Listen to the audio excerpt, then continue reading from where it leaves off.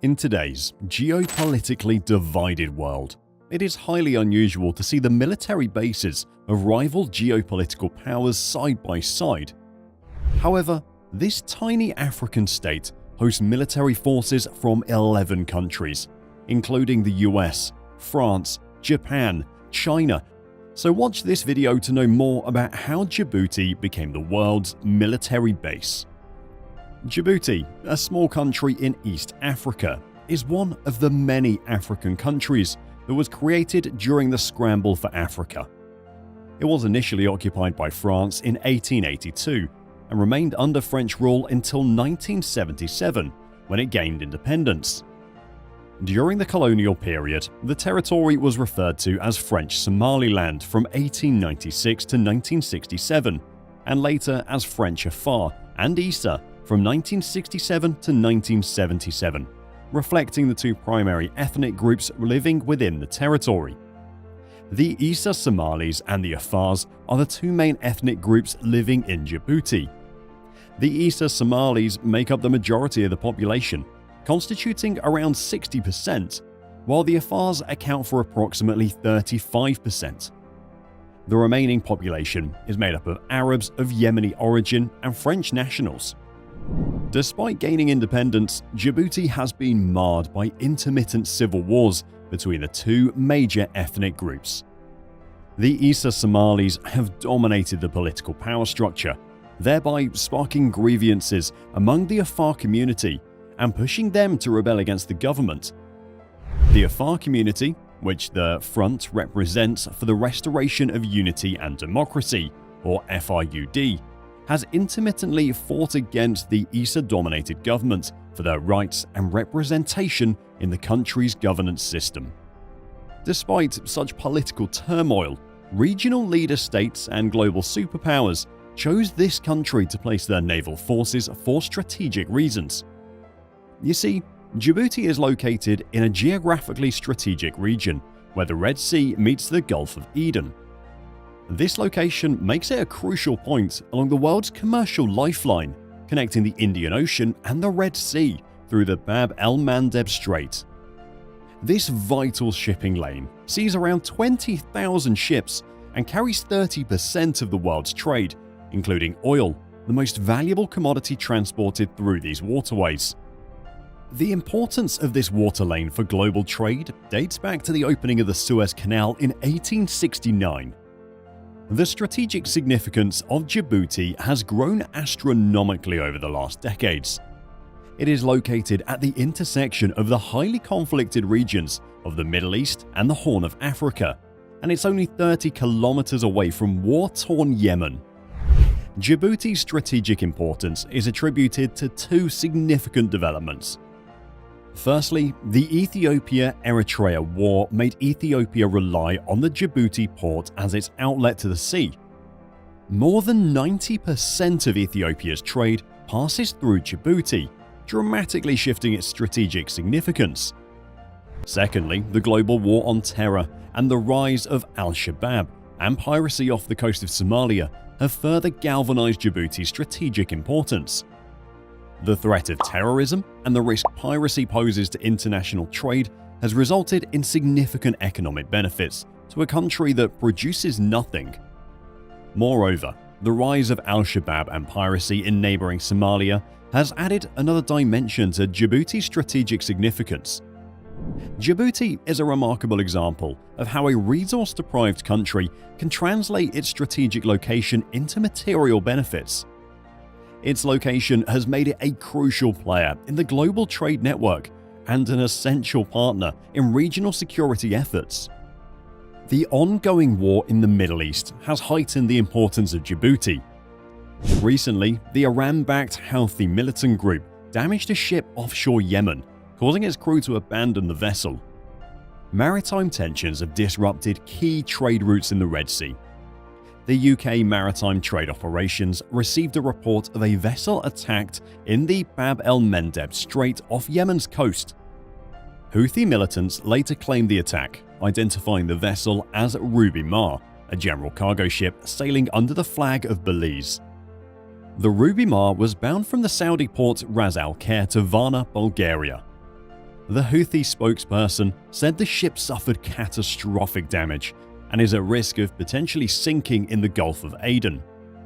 Mounting attacks by the Houthis, which claim to support Palestinian civilians amid Israel's retaliatory military campaign against the militant group Hamas in the Gaza Strip, have crippled marine traffic through the Red Sea, which accounts for roughly 12% of global maritime transit.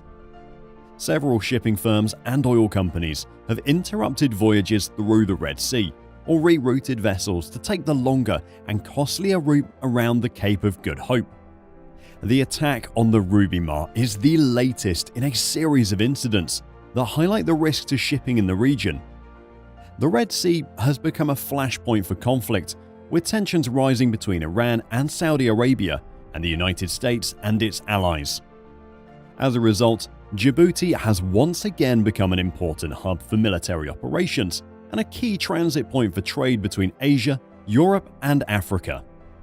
In return, Djibouti gets huge economic benefits.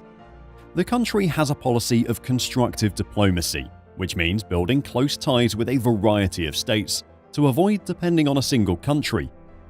Hosting foreign military bases brings the country over $200 million each year, with the US alone contributing around $30 million. The US recently signed a new 20-year lease, doubling this amount to $60 million.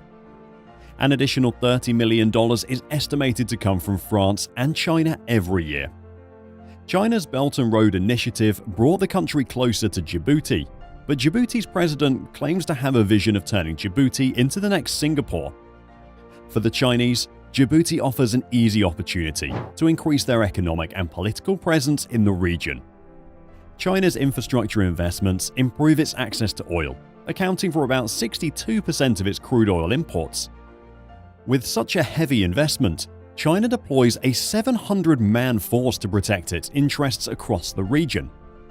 China has actively funded 40% of all major infrastructure projects in the country. In addition to the $30 million they pay for their base each year, Chinese banks and construction firms are funding an additional $14.4 billion American dollars in projects in the country. According to Djibouti's government, having such a partner can only mean good economic prospects for its people. China took an active interest in fixing the country's chronic water shortages by building a water pipeline from Ethiopia. It has also contributed to building the largest free trade zone in Africa, creating 15,000 jobs in the local population. They're currently in the process of building geothermal plants to solve the lack of electricity in the country, while also developing 2 new airports.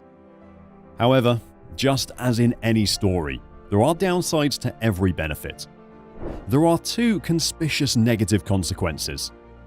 The erosion of state legitimacy is one of the major concerns when it comes to the deployment of foreign military forces. The main issue arises when these forces engage in activities that could be perceived as fundamental state functions, such as the provision of domestic and external security. State legitimacy is based on the social contract between the government and its citizens, where the state provides basic societal services like health and education, and economic benefits such as employment opportunities, pensions, and insurance. The provision of security and stability is also a crucial function that the state is expected to perform. However, some foreign military forces have taken it upon themselves to provide these essential services to the citizens of the host country. For instance, the AFRICOM website shows that its forces are involved in building clinics, digging water wells, and even providing rural education in Djibouti, services that are supposed to be delivered by the state. By doing so, AFRICOM undermines the state's legitimacy and erodes the bond between the state and society. The provision of these services by foreign agents denies the state the much-needed legitimacy from its own people. Ideally, these services should have been provided by the Djibouti state itself, which would have enhanced its legitimacy. However, the involvement of foreign military forces in providing these services raises questions about the state's ability to provide for its own citizens and protect their interests. This in turn undermines the state's legitimacy and could lead to a breakdown of the social contract between the state and its citizens. The second negative aspect of providing your territory to foreign countries affects human rights. The government of Ismail Omar Guelleh is tolerated by Western allies who have vested geostrategic interests.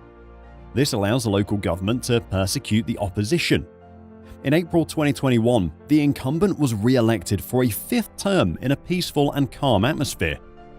International observers found the election process free and fair, but suggested improving voter education and civil society participation for even more transparency and inclusivity in future elections. And with time, more violations are becoming harder to deny. In 2022, the US State Department reported about arbitrary arrest or detention, unlawful interference with privacy, punishment of family members for offenses allegedly committed by an individual, and severe restrictions on free expression. Ultimately, every modern state comprises to achieve economic, political, or military gains. However, it is undeniable that Djibouti would not have been so developed and ahead of its African neighbors without foreign military bases.